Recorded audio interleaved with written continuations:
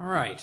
I can't give you all the reasons I think Christianity is unreasonable in the time given here, so I'm only going to focus on a few. But of course, obviously, at the end of this debate, you should go out and explore and learn more of my writings, more of David's writings, others, Christians, atheists, and so on, and learn about this beyond what gets covered in this debate.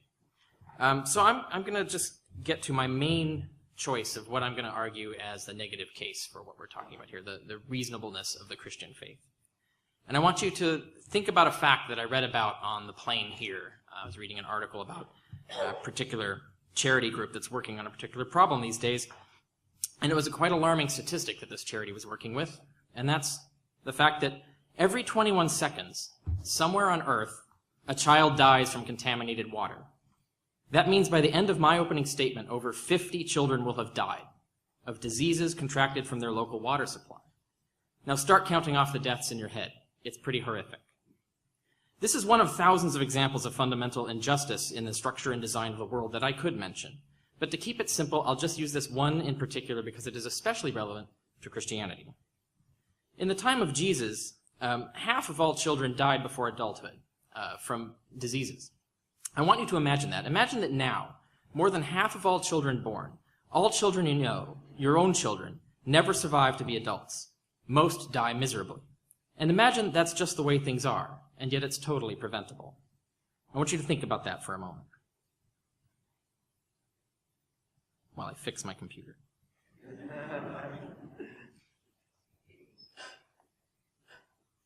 Not only could someone who had the ability to eradicate all diseases just get rid of the problem altogether, right immediately, but even just knowing the germ theory of disease and how to decontaminate water, food, and milk, and sterilize instruments and utensils, and maintain community sanitation.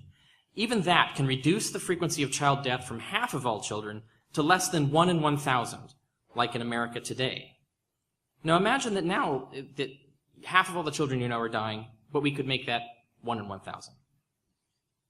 Now, did Jesus do that for us? Did he or his God tell us about germs or parasites or how to create a less diseased world? No. Humans had to figure it out on their own, after thousands of years of misery. And then they had to do it themselves. Jesus never mentioned anything about how to create this better world that we made, nor did any Christian get the message for almost 2,000 years of ruling half the world. And when they did get it, it didn't come from Jesus or God. It came from guesswork and experiment. It came from science. In the Gospels, the Jews come to Jesus and complain that his disciples don't wash their hands before they eat, like everyone else was doing. In fact, everyone else was washing their cooking utensils as well. We now know that that's a pretty good idea, and we know why. It reduced infection. So did Jesus say, hey, you're right. In fact, you should do that even more diligently because it will kill the germs that kill you and all your children? No. Jesus argued that we don't have to wash our hands before we eat, that washing is a human tradition with no endorsement from God, and that nothing we put into us can harm us. And as he is claimed to have said in the Gospel of Mark, not even poison. Clearly, Jesus knew nothing about germs, nor did he know that faith doesn't make you immune to poison either. Notably, nowhere in the New Testament does Jesus or God ever impart any correct knowledge or information about the world that wasn't already known to men of the time. Thus, apparently, Jesus and his God were as ignorant as every other first-century human. So Jesus said nothing about the existence of germs and what to do about them. He thus failed to save the lives of millions upon millions of innocent children. He and his God just let them die miserably for thousands and thousands of years, because remember, humanity's been around for a lot longer than Jesus has. Jesus also didn't say anything about parasites, waterborne or animal-borne. Most curiously, the Gospels only have Jesus perform occasional faith healings on people with no actual verifiable diseases. Similar faith healing acts are performed in all religions today, yet they never cure any verifiable disease like malaria or influenza, anecdotes aside. We've never scientifically confirmed this. Much less did they restore lost organs or limbs. Jesus also never cured any verifiable disease, nor ever restored any lost organ or limb. Jesus thus had no more power than any other random faith healer from any other religion today. Not just Christians can do faith healing, Muslims and other practitioners of other religions can. Pagans did as well. Now let's compare that with what an actual God could do. A God, or any man granted his power, could cure all sick people on the whole earth. Now imagine Jesus had done that. With just a thought, not just a few people he happened to bump into in one tiny corner of the world. In fact, an actual God, or any man granted his power, could simply eliminate all germs and parasites altogether, or render them all harmless to humans, or at least to children. But no, Jesus and his God didn't do anything godlike. Just as their knowledge was ignorantly human, so was their ability.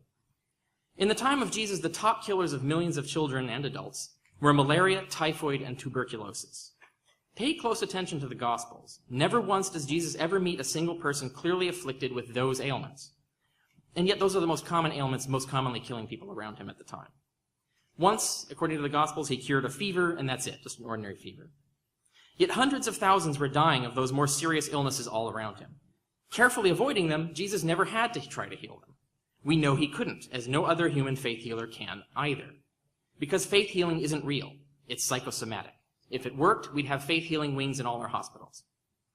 Malaria, killer of millions of children, even still today, shockingly, even after 2,000 years of Christianity, malaria is caused by parasites transmitted by mosquitoes, which breed in stagnant pools of water and can be warded off with chemicals and nets, or just killed. At the very least, Jesus could have mentioned that. Hey, you should do something about those stagnant pools of water over here, and there's this thing called a mosquito net I want to tell you about. But no, Jesus didn't even know to do that, much less just eliminate the malaria parasite like any actual God would do. Typhoid and other lethal fevers are transmitted by a lack of public and personal sanitation, basic germ theory of disease. Jesus didn't mention that either or do anything about it. A leading cause of tuberculosis in children is contaminated milk. Ever wonder why we pasteurize our milk? Now you know. Did Jesus tell us that? No. You'd think a really nice thing to do would be to tell everyone that the milk they are drinking and the cheese they are eating is killing them and their kids, and that simply heating the milk up a bit would solve the problem, saving millions of lives and ending ages of misery.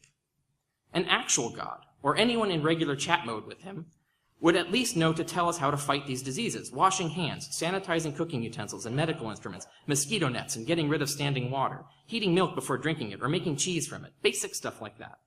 But Jesus didn't even know that eating with unwashed hands is bad for you. Knowledge is not the only thing a real God would have that he can give us if he cared about us and existed. God would know the actual cure for every disease right now, every disease, cancer, everything. He could even just cure every disease right now. Now imagine if he were an ordinary person. We weren't talking about God, we were just talking about a Joe.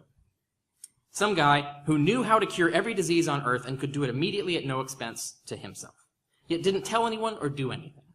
Would you think that person cared about us? I wouldn't. Let's take it seriously. Would you think it was reasonable to worship a guy like that, to think anything kind of him? That's not the example of a nice guy, not the sort of example of a guy you'd want to follow or have faith in.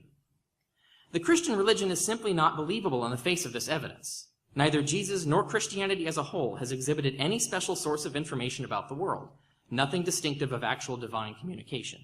They didn't know about germs, they didn't know about parasites. Christians have no more evidence of having a pipeline to a kind and all-knowing God than any other religion in history has, and that's the principal point here. The fact that it took Christians 1,800 years, do the math on that, 1,800 years, to figure out that germs and parasites even existed, and it might be a good idea to kill them before they kill our kids, proves that Christianity is a man-made religion and not something received from any real God. If you were a time traveler and got back to the first century, what would be one of the first things you told them? Why, about germs and parasites, of course, and how to combat them. It would be absolutely cruel not to withhold that information and watch over half of all children die miserably from preventable diseases for thousands of years. Thus, if Jesus were really God's emissary, he would have told us those things as surely as any compassionate time traveler would, as surely as you would, had you the chance. If you are more informed about the world and more compassionate than Jesus and his God, then the Christian faith is simply not reasonable. It's just another false religion. Now, that's my main negative case, but now let me address some of the points that David Marshall brought up. Now, we're not here to debate whether some belief in God is reasonable or something supernatural exists. Maybe there's a God, maybe there's the supernatural. That's not relevant to this debate. We're here to discuss whether the Christian faith specifically is reasonable. Now, I already refute most of his arguments for a generic God and the generic supernatural in my other works, including The Christian Delusion and The End of Christianity. So if you want to see my whole case against those things, it's there. Here I'll just address what has been argued that is relevant to whether the Christian faith is reasonable. Now, he talks about the Gospels as evidence. The fact is, we don't know who wrote them or who their sources were. And they look just like other tales of gods and demigods, and we don't believe them. Centuries before Christianity, the goddess Inanna and the gods Romulus and Zalmoxis were preached as having died and been resurrected from the dead and communicating with their followers afterwards. Those who believed in Zalmoxis even received eternal life. Sound familiar? We don't believe these stories, so why would we believe the Christian version?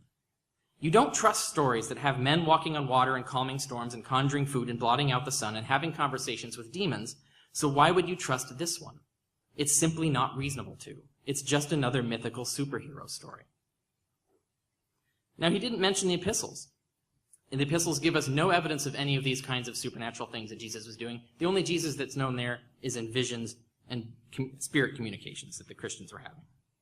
So we don't have any evidence here of anything special that distinguishes Christianity as more probably true than any other religious faith. Now, I want to give you another example. Is it reasonable to believe an alien spaceship was recovered at Roswell, New Mexico, and alien bodies in it were autopsied by the government? Books written within 40 years of the event in 1947 claim dozens of witnesses saw these things and gave detailed narratives of them. Yet we can look at the original evidence because it still survives and confirm it was just a weather balloon and some test equipment that was actually recovered, no spaceship, no alien autopsies. We don't have access to the original evidence in the case of Jesus. We only have the writings 40 years later of the hardcore believers. This is like having only the books of hardcore believers in the Roswell spaceship and alien autopsies. Yet it is not reasonable to believe them, so it is not reasonable to believe the Gospels. Books written 40 years later by fanatical believers just aren't reasonable evidence. We can't rely on them. We need the original evidence, or evidence we can directly confirm now. But we have no access to that anymore. We therefore cannot reasonably believe in Christianity based on its unverifiable faith literature. We need more reliable evidence than that, just as we would need more reliable evidence to believe in alien autopsies and spaceships. And let's talk about this thing about miracles. He gave several stories about lucky coincidences and people experiencing the supernatural. People of all religious faiths can make those claims. If he could actually present scientific evidence that only Christians had those kinds of experiences, that only Christians experienced supernatural aid, that only Christians experienced lucky coincidences, then he might have a case. But we don't have evidence of that. These things are experienced by everyone, and therefore they show no favor to one religion over another. To give you an example, he talks about an imam who heard a voice to say, "Follow Jesus." Now, if everyone got that voice, if everyone on earth heard a voice to follow Jesus, then you'd have a case. But instead, we're talking about a 1 in a billion example here. If something like that happens so rarely, it looks a lot more like random coincidence, random chance, or something that's not divine. If it happened to everybody, then you'd have a case that maybe there might be something special going on. And he talks about miracle stories. Just read the books of Joe Nickell. Joe Nickell has written many books about this. He actually investigates these miracle stories and finds that, in reality, the evidence doesn't hold up. People's memories are often out of alignment with what actually happened, or the stories aren't true to begin with. So we can't really rely on these kinds of things. And you don't. Let's be honest here. You don't really trust these kinds of things. If I gave you a book that claimed that Gandhi flew through the sky with the devil, battled demons, cured the blind with magical mud, stopped hurricanes with a single command, cast spells that made dinner materialize out of thin air, levitated at will, transmutated substances with a gesture, and survived a month without eating a single morsel, would you believe that book? No, you would not. And you wouldn't make excuses for why you should believe it. You know it's bunk. You don't need to research it. And this would be the case especially when you asked me who wrote the book and I told you I wasn't sure. I don't really know. Even more especially when you asked where the mysterious author of this book learned of these things, and I told you he never really says.